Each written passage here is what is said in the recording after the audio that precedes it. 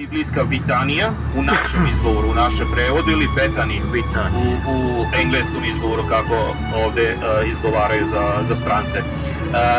Tu se nalazi i grčki i ženski pravoslav.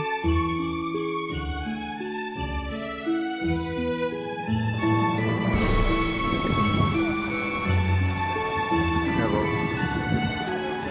čekamo da uđemo u Vitaniji, u crkvu Lazara, gdje se nalazi njegov grob.